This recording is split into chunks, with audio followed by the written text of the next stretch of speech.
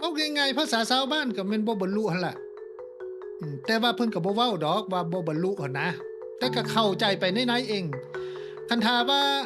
สามารถบรรลุได้หั้นนะเพิ่นก็ประกาศแล้ว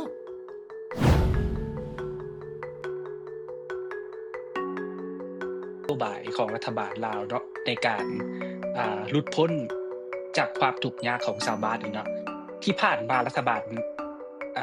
มักจะบอกว่าการลงทุนในโครงการขนาดใหญ่เนี่ยมันช่วยให้ชาวบ้านนี่หลุดพ้นออกจากความทุกข์ยากโดยให้การเช่าสัมปทานที่ดินบริษัทใหญ่เขาเจ้าแล้วก็ให้ชาวบ้านเฮานี่ไปร่วมลงทุนไปเป็นกรรมกรแต่ว่าที่ผ่านมามันมีแต่ชาวบ้านได้รับผลกระทบตัวนี้รัฐบาลทางไปถูกทางอยู่บ่ตัวนี้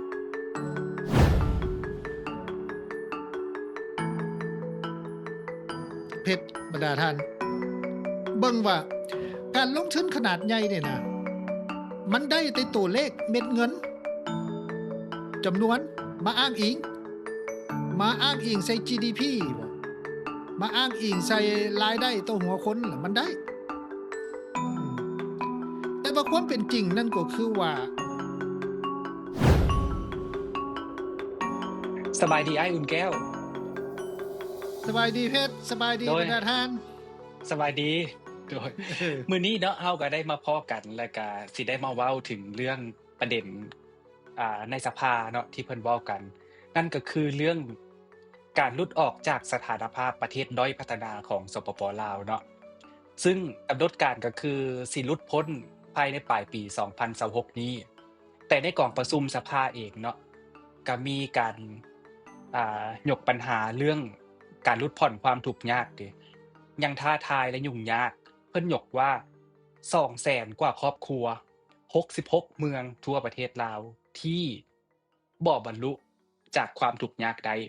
และสิยกเอาปัญหาตัวนี้ขึ้นเป็นวาระแห่งชาติปี2027ไปหาปี2030นี้อืมอ้ายเห็นว่านัยยะสำคัญมันคือหยังเพิ่นคือเลื่อนไปแบบนี้เว้าง่ายๆภาษาชาวบ้านก็แม่นบ่บรรลุหั่นล่ะแต่ว่าเพิ่นก็บ่เว้าดอกว่าบ่บรรลุหั้นนะแต่ก็เข้าใจไปในๆเองคันถ้าว่าสามารถบรรลุได้หั้นนะเพิ่นก็ประกาศแล้วอันนี้เพิ่นบ่ทันประกาศก็บ่ทันบรรลุหั่นล่ะแล้วยังเยิ้นไปอีกหั้นนะบัดนี้โดยมาเบิ่งบรรดาท่านการที่ว่าประกาศให้ประเทศลาวหลุดพ้นออกจากความทุกข์ยากเนี่ยในเบื้องต้นนี่แม่นปี2020ได้แม่นบ่เพิ่นประกาศหั้นน่ะแต่โดยว่าเวียกงานการพัฒนาชนบทท่านเพิ่นเริ่มมาแต่ปี1990พุ้นสังเกตถ้าเบิ่งคืนนี่แต่กี้จะมีบริษัทพัฒนาภูดอยในซุมปี1990พันน่ะ ในเวลานั้นจะแม่นท่านนายพลแจ้งชัยวงศ์บ่ที่ว่าเป็นหลักเป็นผู้นำในการดำเนินการบริษัทดังกล่าวเนี่ยโดยเฉพาะจุดซุมแม่นอยู่เขตหลักซาวเมืองคำเกิดแขวงบุรีคำไสในเวลานั้นนี่ก็โอ้ยตัดไม้ออกบ่แม่นง่ายเดะอืมเขาเจ้าจนว่าเอ้ามันบ่แม่นพัฒนาติมันเป็นการตัดไม้ออกขายแท้ๆเขาเจ้าว่าแนวนั้นโดเนาะ ในเวลาจนกระทั่งว่าระยะหนึ่งแล้วมันบ่ไปบ่มาและได้ยุบบริษัทพัฒนาภูดอยลงแม่นบ่อันนั้นอันเป็นจุดหนึ่ง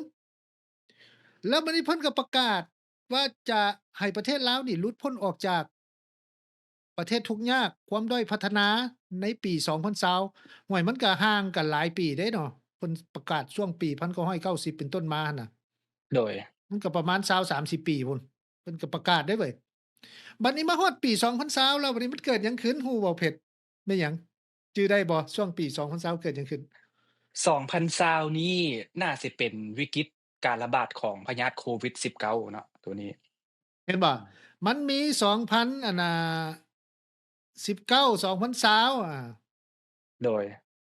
มันเริ่มมีการระบาดหนักๆอะนะแล้วลาวก็บ่สามารถที่ว่าจะประกาศได้เพิ่นโดยก็ใช้เป็นเหตุผลที่ว่าย้อนการระบาดของโควิด19 เห็นบ่โดยบัดนี้ฮอดปี2020แล้วเพิ่นบ่สามารถประกาศได้เพิ่นก็ยื่นมาอีกปี2024บัดเนี่ยบัดนี้มาฮอดปี2024แล้วเพราะว่าย้อนวิกฤตการณ์ของโลกโดยเฉพาะสงครามรัสเซียยูเครนก็บ่สามารถประกาศได้เห็นบ่ แล้วก็ย้ายมาอีกเลื่อนมาปี2026นี้ท้ายปีนี้โดยบัดนี้ท้ายปีนี้นี่ห้วยเอาแปลมามันก็สิประกาศบ่ได้แล้วเด้นี่จึงค่อยจัดกองประชุมสมัยวิสามัญสภาแห่งชาติขึ้นแม่นบ่ล่ะเพื่อว่าจะยกการพัฒนาชนบทหรือล้างความทุกข์ยากนี่เป็นวาระแห่งชาติแต่ปี2027ไปจนฮอด2030 มันหมายความว่าจั่งใดก็หมายความว่าเพิ่นก็บ่สามารถบรรลุได้หั่นล่ะก็ด้วยเหตุผลต่างๆที่อ้างอิงมาซึ่งจะสมเหตุสมผลบ่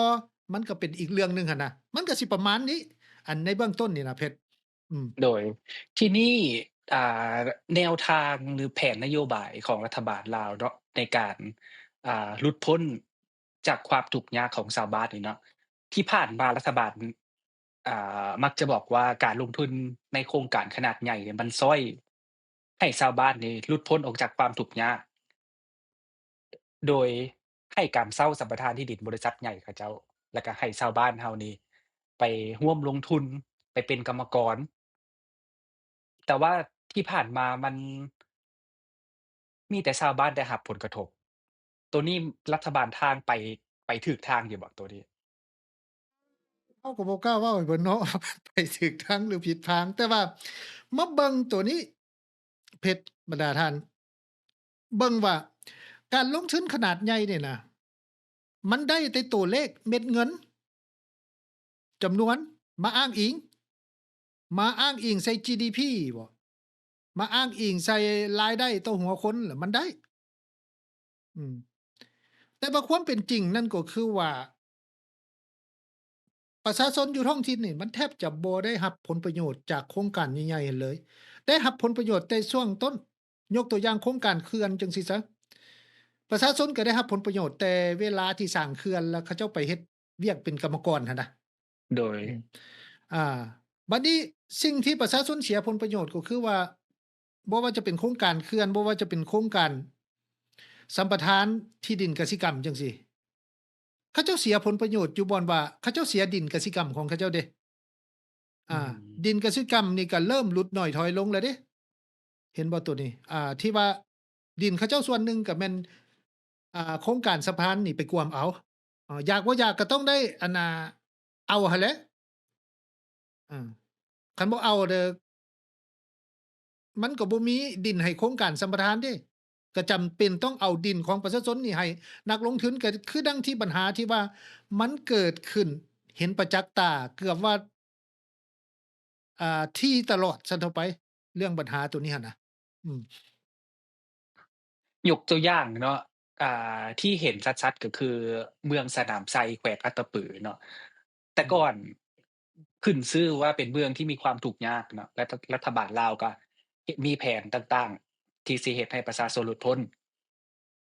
โดยการให้สัมปทานสวนหมากไม้สวนมะทุเรียนสวนมันต้นเนาะเท่าที่เป็นข่าวในปัจจุบันเนี่ยชาวบ้านก็ออกมาร้องเรียนบ่ได้รับความเป็นธรรมได้รับเงินชดเชยก็บ่สมเหตุสมผลอันนี้คือตัวอย่างอยู่อ้าย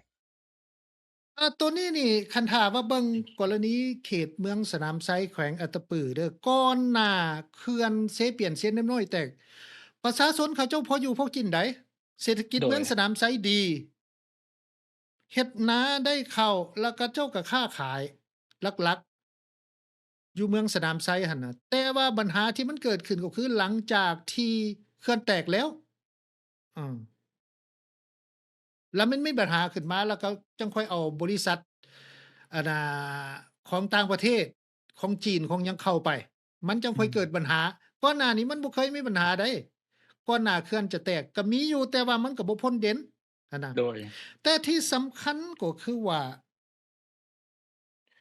เนื้อที่ดินป่าไม้เนื้อที่ดินทำกินของประชาชนนี่มันลดน้อยถอยลงเรื่องของมันเป็นจั่งซั้นอันเนื่องมา ที่ว่ารัฐบาลให้สัมปทานแหละโดยเฉพาะเอาตัวเลขตีเป็นตัวเลขกลมๆนี่ก็คือว่าให้สัมปทานที่ดินที่รัฐมอบให้แก่นักลงทุนนี่ในทั่วประเทศนี่โดยเฉพาะที่ดินปลูกไม้อุตสาหกรรมเนี่ยประมาณ1,000,000เฮกตาร์บ่รวมที่ดินบ่แฮ่ใดบ่รวมที่ดินสร้างเขื่อนถ้าว่ารวมแล้วนี่มันสิจักล้านเฮกตาร์อย่างน้อยต้อง2,000,000เฮกตาร์ขึ้นไปอืมเห็นบ่ล่ะบัดนี้เนื้อที่ดินดังกล่าวหั้นมันก็เป็นเนื้อที่ดินของประชาชนใดส่วนหนึ่งน่ะ โดยเห็นเปล่าแล้วบัดนี้ที่ประชาชนนี่บ่มีที่ดินทำกินจังซี้เขาสิหลุดพ้นออกจากความด้อยพัฒนาได้แนวใดอืเขาสิหมลุดพ้นออกจากความทุกข์ยากได้แนวใดโดยเห็นบ่อันนี้มันก็เป็นคำถามจากประชาชนแท้ๆที่ว่าข้อยเคยเฮ็อืมดเวียกกับเขาเจ้ามาก่อนน่ะนะเกี่ยวกับอืมเรื่องนี้น่ะอืมโดยที่นี่มันจะมีขออภัยเนาะที่นี่มันจะมีโครงการหนึ่งเนาะที่เอาดินนี่ก็หลายเนาะก็คือโครงการบ่อแแห่หายากที่แบบได้ให้สัมปทานหลายแล้วก็เอาดินเอาดอนของประชาชนป่าไม้ป่าผลิตป่าสงวนไปกันจำนวนหลายเนาะซึ่ง พอชาวบ้านเขาเจ้าสูญเสียที่ดินแล้วซึ่งมันเป็นทรัพยากรที่สิเฮ็ดให้เขาเจ้าหลุดพ้นออกจากความทุกข์ยากเนาะตัวนี้อ้ายเห็นว่าอ่ารัฐบาลลาวคิดจั่งใดมันเป็นจังซี้เพราะว่าในระยะนี้รัฐบาลเปิดกว้างให้จีนเข้ามาลงทุนเว้าง่ายๆก็อยากว่ารับบ่อั้นซั้นเถาะไป โดยแน่นอนล่ะเพิ่นก็มีการสแกนการกลันกรองอยู่ก็บ่ปฏิเสธเรื่องนั้นแต่หารู้ว่าการลงทุนจากต่างประเทศร้อยส่วนร้อยนี่นะหรือว่าแนวใดก็แล้วแต่นะมันจะสามารถกระจายผลประโยชน์ให้ประชาชนท้องถิ่นได้หลายขนาดใดก็คือดังที่เฮารู้หั้นล่ะจีนเข้ามาลงทุนนี่แทบจะ มีส่วนที่กระจายให้ประชาชนท้องถิ่นนี่น้อย เอายกตัวอย่างว่าเว้าเรื่องว่าท่องเที่ยวจังซี้น่ะโดยโรงแรมบ้านพักจังซี้น่ะอืมเขาเจ้าอันใดโรงแรมก็แม่นจีนร้านอาหารก็แม่นจีนบ้านพักก็แม่นจีนรถทัวร์ก็แม่นจีนไกด์นำเที่ยวก็แม่นจีนจังซี้น่ะ แล้วประชาชนท้องถิ่นสิได้ผลประโยชน์หยังกะดอกกะเดี้ยเอายกตัวอย่างเวียกงานท่องเที่ยวบัดนี้เวียกงานเรื่องบ่อแห่เนี่ยบ่อแห่ก็มีแต่ว่าประชาชนได้ไปเป็นกรรมกรก็เท่านั้นเรื่องของเรื่องผลประโยชน์น้อยๆหนึ่งแต่ว่าตัวที่เสียไปก็คือมันเสียไปตลอดกาลได้เว้าเรื่องที่ดินทำกินบัดนี้สิ่งที่เกิดผลกระทบก็คือหยังเกิดผลกระทบก็คือว่าอาณาเนื้อที่ป่าไม้ ชุมชนของประเทศลาวเนี่ยโดยเฉพาะประชาชนที่ว่าอยู่เขตชนบทเขาเจ้าก็บ่มีตลาดสดแต่ว่าเวลาเขาเจ้ามีข้าวแล้วหั้นนะเฮ็ดนาได้ข้าวแล้วเขาเจ้าไปหาซีนหาปลาหาผักหาเหยื่ออยู่ไสมันก็แม่นอยู่ในป่าหั้นเขาก็ไปเก็บเครื่องป่าของดมเก็บผักหักหน่อมากินอาอันนั้นล่ะถึงว่าเขาเจ้าบ่มีเงินโดยตรงบ่มีรายรับโดยตรงแต่ว่าโตนั้นก็เป็นโตชี้วัดอันหนึ่งที่ว่าเขาเจ้าสามารถ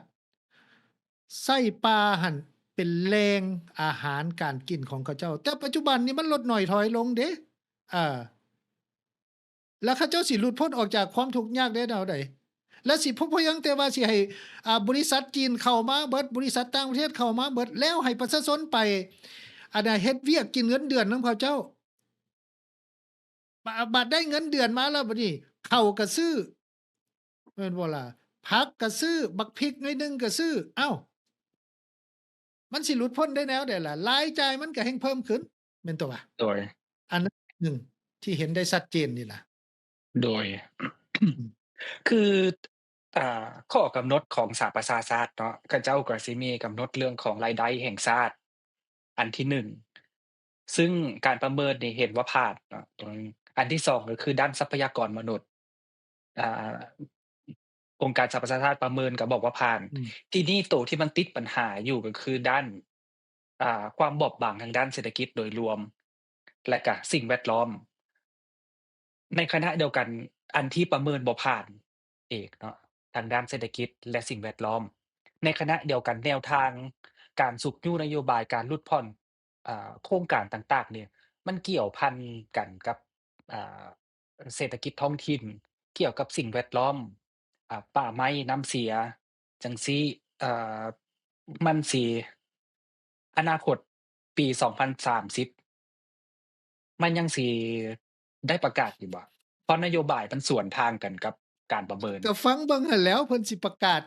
จั่งใดอีกฮอดปี2030แล้วหั่นน่ะ